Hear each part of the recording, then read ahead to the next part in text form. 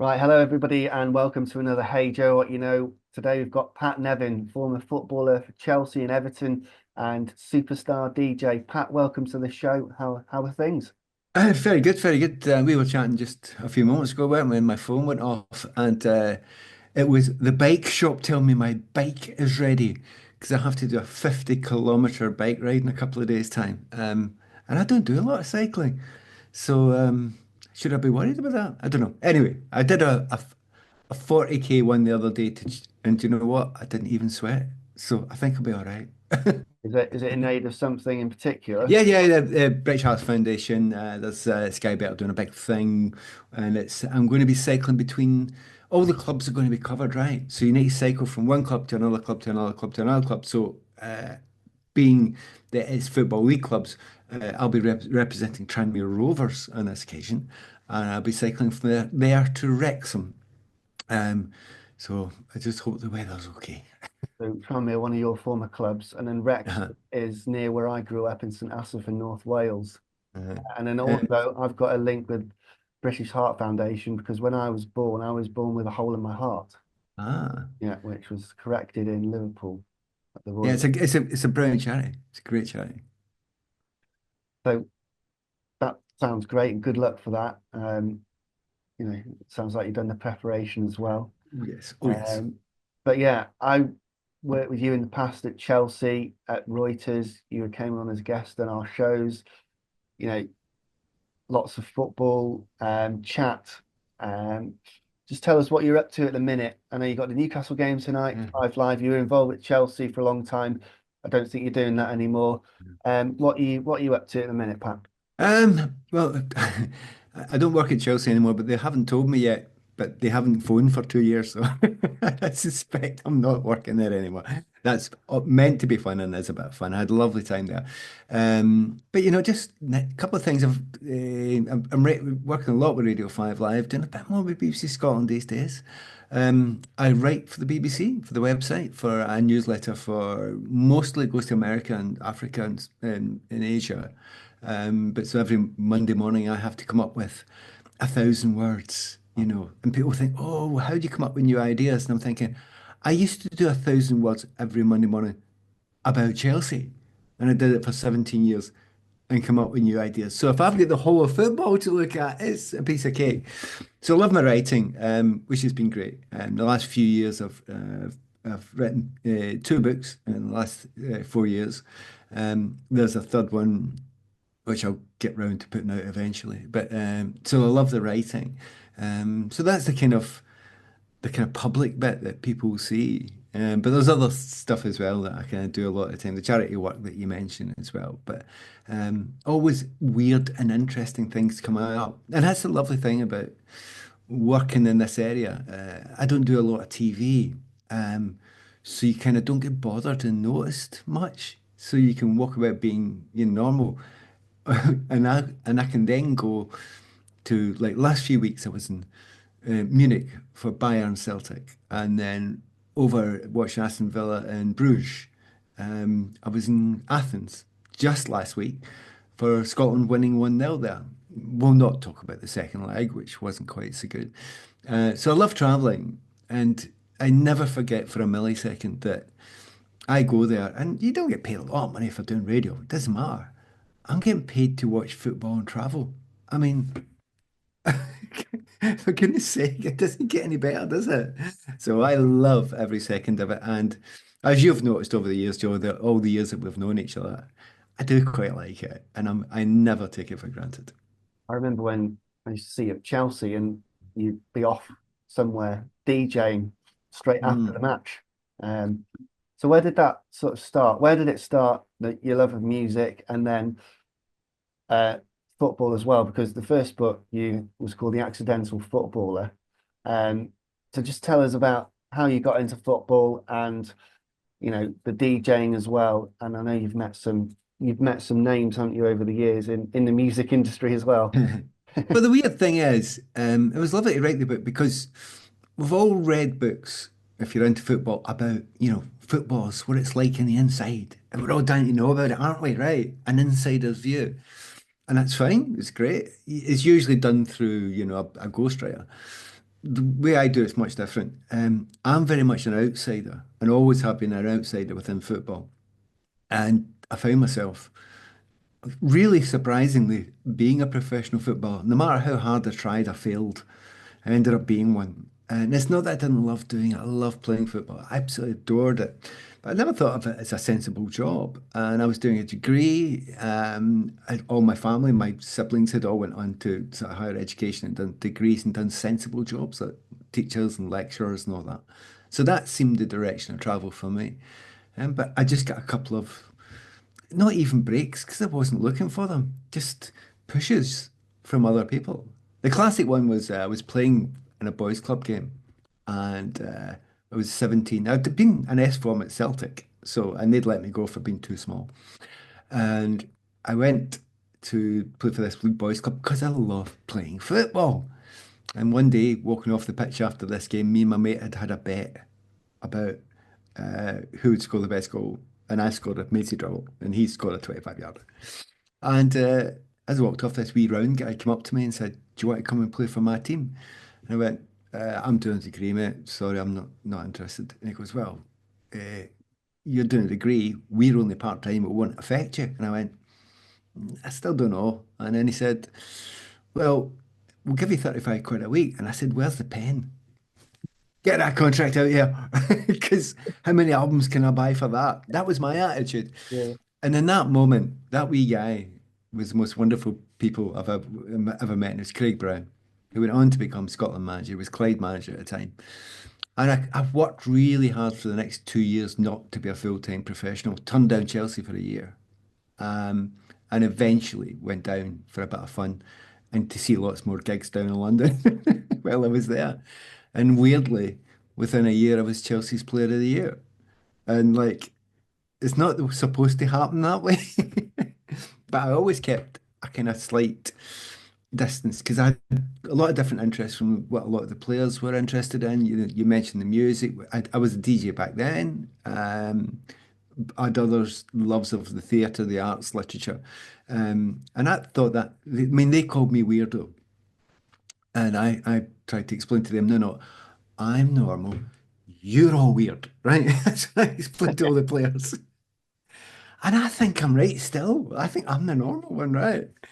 So what the joy was of that was I was very much accepted. It wasn't a bad thing. Yeah, you get a bit of banter and all that, but as long as you're a strongish personality, you can stand up to it. And everyone has to live with that in a football environment. And that's what I love writing about, being an outsider. So the stuff that they think's normal, they don't talk about.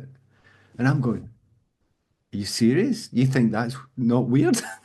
So I was able to talk about all the things, what it was like to be an outsider on the inside of football, but also I think below the surface, because there's a lot of fun in the books.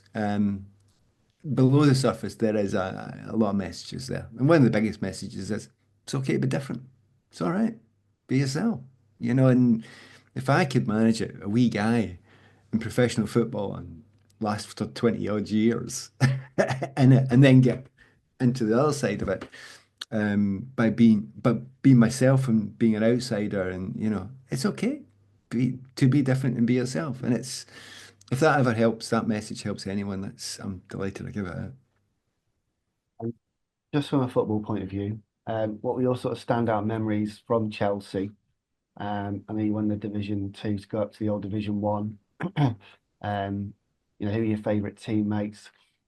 As, I was chatting to one. I do walking football now. That's my standard path.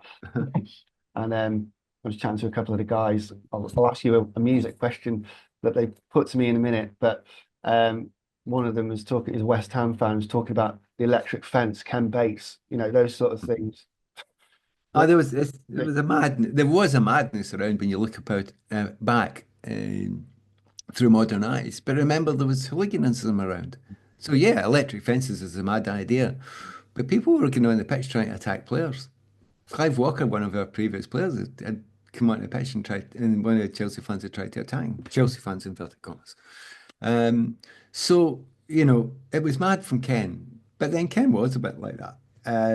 And his heart was kind of in the right place, and he saved Chelsea. And lots of people had ups and downs, but I've kind of feelings for Ken. Ken and I had always got on all right. We were fine, so that was okay. If you talk about memories on the field, millions of great memories, loads of phenomenal ones. I have to say, scoring a free kick from 20 yards against Spurs over Glenn Hoddle's head straight into the net, where Ray Clemens is grasping for it. That's quite a good one. A diving header to win the game against Arsenal at home. When you're a 20-year-old kid and you're doing that sort of stuff. It's great. So there's millions, there's loads of them that are really memorable. Sometimes it sticks in your head, the negative ones. We lost that as a cup semi-final to Sunderland, which to this day is still painful. I lost as it's called Carabao Cup now, but League Cup. I've been in the semi-final twice and lost out twice, and they still hurt. It's all these years later because we never won a trophy other than winning the league with Chelsea to get promotion. That first season I was there. But the fact that we never got to Wembley that year, that group, that team, kind of hurts because they were a great bunch, and we had a get together just a few months ago, last summer actually, which was fabulous. And 500 fans turned up. It was the last ever piece of work I ever did at Chelsea Football Club, which is really good. It was a really nice way to go out and leave the club. And a lot of the fans of a certain generation were there, and a lot of the players were there. And Ken Bates turned up. But who didn't turn up was we didn't have an MC for this big evening. And they're all Right. looking around. And I went, all right, I'll do it. So I ended up being the MC for the night. Honestly, it was a beautiful, memorable, great way to draw a line under that whole period. But had we been cup winners, that would have made a big difference. Yeah. Yeah. It would sort of maybe for yourself set you in stone, set your memories in stone a bit more, I suppose. What might Yeah, and that's it because a I team has to have something. Yes, it has to something to come around. Like recently, Newcastle won yeah. the League Cup. Mm. Every one of those players will be memorised for that, and it's a shame for the ones that are injured. Lewis Hall, I wasn't playing. That's a shame, but it's the players that were on the pitch, and it's just the way it is. And if you can get that and you can encapsulate, and also I wanted to give the Chelsea fans that because the Chelsea fans had been through a long time, a lot of pain since I think 71, wasn't it? And this was well over a decade later. And there'd been no glory, there'd been no, and they'd not, almost dropped to the third tier of football. So we look back in various times of your career. So you talk about Chelsea there, but then I had exactly the same thing with Tranmere. Semi-final, same competition, 3-1 up from the first leg. And we get beat 3-1 in the second leg away at Aston Villa, and they beat us in penalties. And honestly, to this day, we would have played Manchester United in the final. And I know people will go, oh, yeah, you'd get hammed there. Actually, no. We're a very, very good team. And it would have been brilliant to get Tranmere. So, there's negatives, but to be fair, they're all outweighed by the positives. But especially when you're writing, the negatives are kind of good to write about as well, because you explain to people how you encompass dealing with them, and also the fun and stupid things that are involved. Like after that Tranmere game, Big Ron Atkinson, we get beat, and Ron walked into our dressing room and said, "You were amazing, you lot, bunch of young kids and players that pan us." And he started to go into this, "Well done, lads," to which it lasted about 10 seconds or maybe less than that, to which a complete chorus of "Ah!" And he Yeah. went, fair enough. And then just walked out. Because we weren't in the mood for that. So, no, so there's every team you're at has got moments like that, and I suppose one of the big moments at Chelsea was the fact that it happened one day, and I'll bore you with this very quickly, and anybody listening, and this sums up kind of who I am and why I played it and what it was like. I walked out after a game and I got man of the match. I scored and I Stamford Bridge and I lived in Earls Court. So I just walked home from the game right. So I walked out with other fans after walk up the road. And this old guy kind of fell in step with me. And he goes, "You're young Nevin, aren't you?" And I went, "Yeah, yeah." And remember, I'm about 21 at the time. Pretty pleased with myself. And he said, "Yeah, I don't get out much, but someone told me I'd like your style. So I came along today." And I said, "Well, what do you think?" And he said, I enjoyed myself. I liked it, and I liked what you did, and I liked even the stuff you did before the game, the keepy ups and the dribbles and the tricks that you were doing for, an hour before the game. Because I used to always do that, and I used to dribble with the ball boys and ball girls before the game as well. And fans started to come in and see that, and he'd come. So I was kind of pleased with that. So I went to ask him another question, and he just walked away. And to this day, all through my career, it was probably one of the most important moments of my career. The reason being, I never seen him again. But how many people are like that, men, women, that you never ever meet? Do you help give them a good day when they might not get out much, when there might not be great happy moments around the rest of their lives? Yet you've had the chance to help them be happy and entertain them. And I remember by the time I got back to the flat in Redcliffe Square, up at top of Elscott Road, and just said to myself, that's it. That's why I play football. Nothing else. I like doing it. It pays a couple of quid. That's all secondary. I love the creativity. That's very important. But being able to do that and give that sort of reaction, 100%, that's it. Yeah, just giving a bit of enjoyment to somebody. Exactly. Yeah. What more can you get? What more is there to get out of it? So that was why I never ever gave anything less than the whole shebang, 100%. Because you don't know who's watching, you don't know who's Oh, there, yeah, you don't know how important it is to them. You got to give everything. So that was always my attitude. absolutely. And then obviously you've done London with Chelsea, and you're going up north, Merseyside, the Wirral. Mhm. What was your time like that up there, and what were the music scenes like as well? Well, Famous Liverpool as well for Well, you're absolutely spot on because when I was in London, the gigs were great, sort of early 80s-ish time, mid to 80s. There's a lot of great bands coming along. I became good friends with John Peel, and he was my hero anyway before I came. So it's nice to become a friend with your hero. So lovely time there. Moved up, and leaving Chelsea, I didn't want to go, but they didn't offer me a new contract because they needed the money. So I had to go. And I went up to Everton, which in those days was a pretty big step up, because they were winning leagues and winning European competitions, so it was a big step up. And I got there and it just felt brilliant. First game, 4-0 winning against Newcastle. Had a blinder, so did everyone else. I thought, oh my God, if I landed on my feet. 3 days later, snap cruciate. 3 games later, snap cruciate. And that's not good. So, and it was my own fault as well, which is the worst part about it. Because I was playing against Forest, and of course, who's going to be the left back? It's Psycho himself, it's Stuart Pearce. So get the ball right early on, done him. Second time he's went and lunged in, straight past him again, put across it. Third time, he's came towards me and he's really lunged at me, but I've sent him an absolute crack of a dunny, and I've gone past him. And then I made the mistake. As I went past him, I gave a wee look behind. Don't do that. Don't do that with PRC. It's, it's not a good idea. So next time I got the ball, no, I've never chickened out of a tackle in my life. Or the whole idea is hit me as hard as you can. I don't care. And I'm not going to show any pain. Quite different these days, I probably think you realise. Hit me as hard as you like. My attitude is that your best shot? Kind of thing. So psychologically to affect it.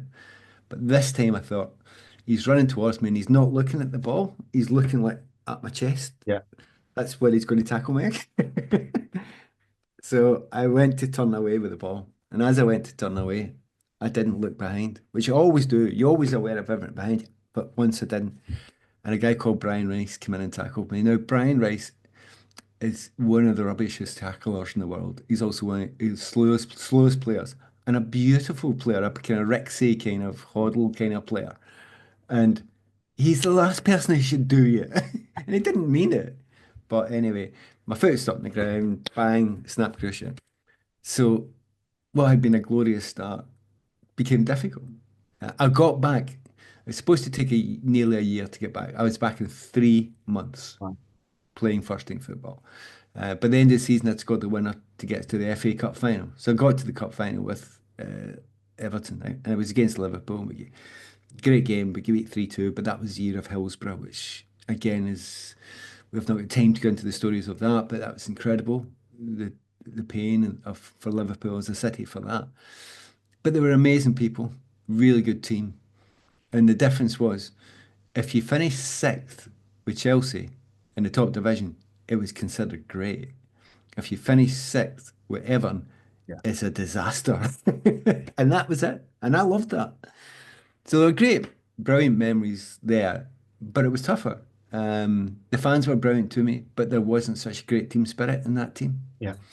But you can get lost in that a wee bit. Again, I write about that very honestly and very straightforwardly. And it's interesting because a lot of the people, even that were playing, have talked to me since and went, "Yeah, we needed somebody to pull us together, and it needed the right coaching or whatever, the right manager." But it was so complicated, and and it was about jealousy and things like that. So that sort of side of it, I'm always interested. And as an outsider, I could see it, and I kind of knew how to fix it, but wasn't able to. So it was good times the rest of it. But then moved on to Tranmere after that, which were wild times. We got top three. We were in the playoffs 3 years in a row to get to the Premier League. You look at Tranmere now, and historically, we were a really good team. Really good. We beat Aston Villa, who were and a top four side in the Premier League. We've done them at home 3-1 and could have battered them more than that. And we often did it, when we got the Premier League teams. We were at that level. We were definitely at that level. Just didn't have the money for backup players. So my time there was possibly the best play, my best football ever in Yeah. my career, which is weird because you've dropped down one league. But the game had changed. It had gone a bit power play, long ball, physique, pure pace. In the English game, I didn't really like it at the time. So I ended up playing for a team that played the way I liked, which was great. So I loved it. So good times. Really enjoyed them all. Yeah, absolutely. And obviously the Merseyside derby tonight as well. So from a player's point of view, Everton hat on, what are those days like? It's. I mean, I can remember all the individual derbies that I played in. Uh, and I can't tell you many other games because when you play 850 professional games, you don't remember them all, I promise you. But you never forget a derby. You absolutely never forget a derby. And again, scored something like 150 goals, but I can't remember them all. I remember those days they weren't all filmed, but I can remember every goal I scored in a derby. So that is, and certainly scoring at Anfield for Everton was a brilliant, brilliant feeling. We didn't have a great time at that time against Liverpool. They were arguably the best team in the world for a period of time, and it was hard. I mean, Rushy and Barnes and just brilliant players everywhere you looked in their team. So it was tough, but we always close games, never. And there was one particular one which was 4-4 in a cup game after extra time at Goodison, which anyone who's there still talks about it as, if not the best game they've ever seen, right up there with the best games that they've ever been to. And it's a great thing about derbies. It doesn't matter what's going on in the background. It just is going to be extreme. And the last derby there, where the players getting sent off at the end, the mayhem. You add on top of that Everton were having a stinker for a long time there, but they're saying to Davy Moyes is back now, and suddenly have a look at Everton's run. It's incredible. It's unbelievable. They're safe. They're not going down. Uh, they can actually almost enjoy the last couple of months at Goodison. But for tonight, it's just getting something out of Liverpool. And Liverpool had a real tough wee time recently. And it's, well, tough time. Yeah, everything's relative. But there's been a couple of difficult times. Obviously, the PSG thing, the Newcastle getting beat there, and there's been a couple of little lulls. I think this wee break they've had is probably going to help them. But the last team in the world that they wanted after getting knocked out of the Champions League and losing the cup final was Everton. It's just the last thing they wanted to walk up there. But they're going to have to deal with it, and it should be a cracker. To be honest, this week's a great week because Spurs have got Chelsea. and that'll be a cracker as well. I'm popping down to Newcastle, Brentford for. So there's a lot of good games this week. So that fix of the Premier League that we've been missing, we've got back again. Yeah, it's Derby Central from your sort of old club's point of view, eh? Hmm. Midweek. It's again talking about the derbies. I mean, Mm. I mentioned right at the start, scoring for Chelsea against Spurs. It's just you don't forget them. You can forget lots and lots of goals all the way through your career. Never ever forget a derby goal. I mean, you mentioned a couple of the Liverpool greats, Ian Rush, John Barnes. How good was Rush when he was playing? I remember meeting him when I was like 5. I think this is why I ended up supporting Liverpool, Colwyn Bay at an Ian Rush soccer school. Yeah. And yeah, I think that's I why think I think one of the things is I. there are specialists. Strikers are a really unusual breed.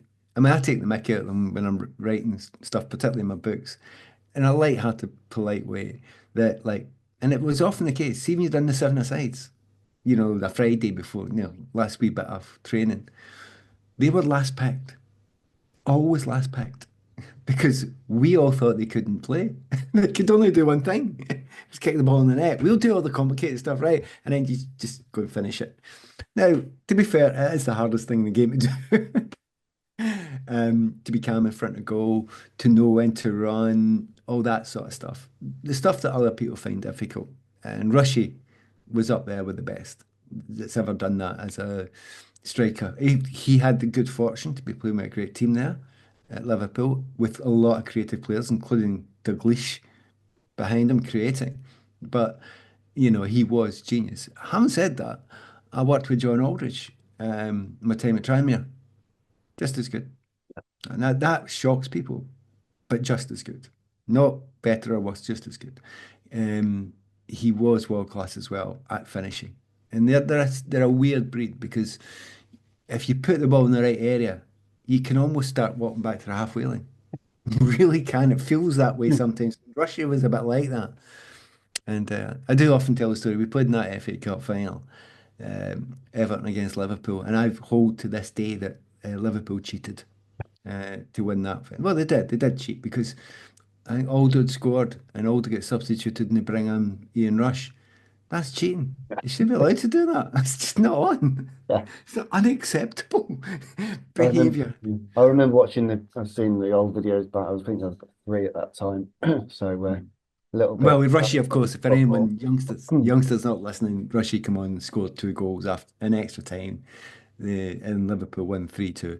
And to be fair, the entire planet wanted Liverpool to win because of what had happened at Hillsborough. And of course, I played in the other semi-final, to which I had scored the winner in the other semi-final. But nobody ever seen it, and neither they should have because what was happening over at Hillsborough. But anyway, there was kind of lots of things have happened down the years with Everton and Liverpool fans.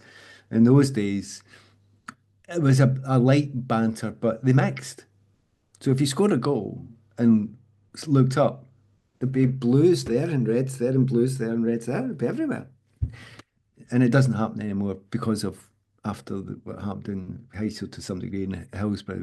Everything had to change. And there is more antagonism now, I have to say. I think there is generally.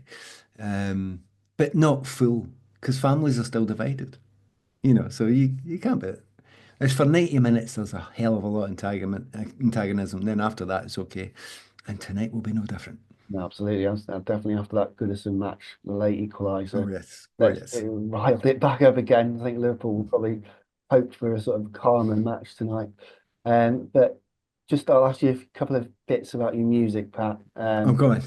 Uh, one of the lads I was mentioning from football last night was asking me if I don't pronounce this right, pick me up on it. The Cockatoo twins. Nah, nowhere near it. No, It's it's Cocteau Twins. Cockatoo Jean, twins. That's it. named after. Actually, I'll not tell you the whole story, but the Cocteau Twins.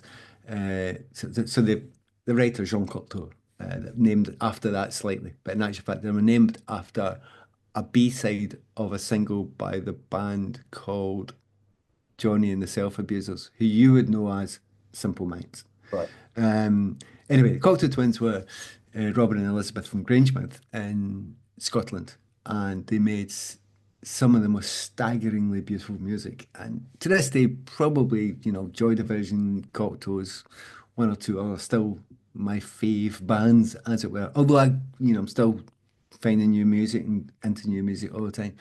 Um, Simon Raymond, who joined them 2 albums in, is one of my best friends still.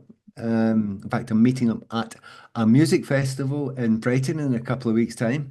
Where we're both doing a thing together there. They were a band that I thought were absolutely beautiful, fantastic, and they've a huge effect on other bands that followed on from. Many became much more well known than the Twins, but they were following on from Elizabeth, who's got the best female voice in music, full stop. Other than maybe Callas or one of the great opera stars. But I loved them. But as you can tell, I can talk a wee bit about football, but I can talk a lot about music. That's the old specialist subject. That's the one. I got asked a few weeks ago if I'd like to come on a traveling version of Question of Sport, Mm. and it was at Hammersmith Odeon, and I went, no, because I don't know enough about sport. But if you give me a music one, I'm there. Yeah, Yeah, absolutely, 100%. I'm there for that one. So that's Cocktail Twins. Yeah, if you get a chance to listen to any of their albums, yeah, your try favorite. If you've never listened to them, try Heaven or Las I will. I Vegas. will have a listen. Yeah. Simon wanted to know which of their albums was your favorite. Favorite was Head Over Heels, but don't start there. Um, if you listen to a lot of kind of, I mean, beautiful, ethereal, not but noisy as well. And the amount of people that have copied them over the years is extraordinary. I mean, Prince was a big fan and things like that. It's that kind of level of musical love. But certainly, if you want to start somewhere, I'd start with Heaven or Las Vegas. But Head Over Heels is great, and so are some of the others. Straight on YouTube. And then you talk about music, well, royalty there. Mick Jagger. What's your what's your link with him? You've got a link. Oh, there's always a story about everybody. I love doing talks. I do a lot of talks now. I did a wee bit of stand-up stuff as well. But I love just talks to audiences. And there's always stories, and I love the questions. So you say Jagger, you have to think of and classically, I remember being in London and I was at the WAG Club and with my flatmate, who was the editor of the NME, and we were chatting away, and this guy bumped me, turned around. I was going to have a word with him, but it's a WAG Club, it's a cool place. Bumped me again. I've spilled my wine now, for God's sake. And eventually I said to my flatmate, look, Adrian, see if he does that, you have to have a word. Bump. Turned around and have a go. And it was Bowie. Can I really have a dig at David Bowie, a real absolute hero of mine and everyone's, obviously. I loved the Berlin trilogy, was my kind of fave era. And I can't have a dig at Bowie. If he bumps me again, I'll have a go at his mate. If he bumps me again, I'll turn around and have a go at his mate and tell him shut his own mate up. And of course, it was Jagger. And I'm thinking, I can't really take these two on. The bit that really got me is I was taller than both of them. That was a highlight. Amazing. And But there is always. I love that thing about the people you meet as you go through. It's in the books there was a great story about Morrissey and myself, and which involves Vinnie Riley and Norman Whiteside. I mean, you don't need a story, you just need those names. But there's great things happened there, and as I say, with John Peel and I, we had some lovely times together. In the book, the first book, the Accidental Football. I mean, I can't complain. It was a Sunday Times bestseller, so it's okay. It done all right, and because I had written it, it's my writing. I didn't tell anyone I was writing. I just wrote. Um, so it's nice that, but I had to take some of the music out because people kind of half expected a football book. I thought, well, but I want more music in. But what was lovely about the second one was the football and how to survive it, which is a very odd one about my time later in my career, which most people who read it think the second one was better written because the story about what happened to Motherwell particularly is an extraordinary story. Um, but this is an absolute true story. So I finished the first book, didn't tell anyone I was writing it. Took it to publishers and they said this lovely word of, Oh, wow, you can write. Thank you. That's what you want to hear, you know. Anyway, they knew it was going to do well, and the date was coming out. They said, "Look, the reviews have been amazing. It's the pre-sales are fantastic." He said, "Have you thought of writing another one?" And I went, "Yeah, here it is." And I gave them a USB with the next one on it, and they said, "That's not what authors do. It's not how it works, Pat." And I went, "Well, it's how it works with me." So I like to be the outsider, Yeah. different, do it my own way. And here's the secret. See if you do it that way, they can't have control over it. You've got control of it because it's already done. So that was good times and enjoyed that. But the music is a big part of it. And that's why when I do write, I love bringing the humor, I love bringing the music, the arts, all different sides of life and the family as well, because we're all rounded. Tell us a bit about Motherwell at the end of your career, and then I'll ask you about the best players you've ever played with or Uh, would have liked to have played with, and then yeah, I'll let you Mother, go. Motherwell, yeah, Motherwell edit. It's so difficult. I was chief player, chief executive. The only time that has ever happened at a top level club at the same time. So that's mad as it is. People say, oh, football's such a pressured job. Nothing in comparison to chief executive, right? Walk in the park in comparison, right? And then I was doing both of them at the same time. I mean, just trying to explain how that works to people is beyond it. But the mad things that were happening were bizarre. And I was having basically juggle about 18 balls. I mean, wild stuff. So everyone who reads that part, which is the second part of the second book, always says the same thing. It didn't happen. You're lying. It could not have happened. One particular story at Motherwell, it kind of sums it up. And I could pick any one of 50, right? Any one of 50. But I was at training one day, then I done all the executive work in the afternoon, but I needed to clear my head. So I went out onto the pitch up Fir Park. I started just practicing free kicks over a wall a wall that we had built, pinging it over the top of, these cardboard or wooden players. But it was dead easy to score at the one end, but not at the other end. I couldn't understand it. And then I thought, surely not.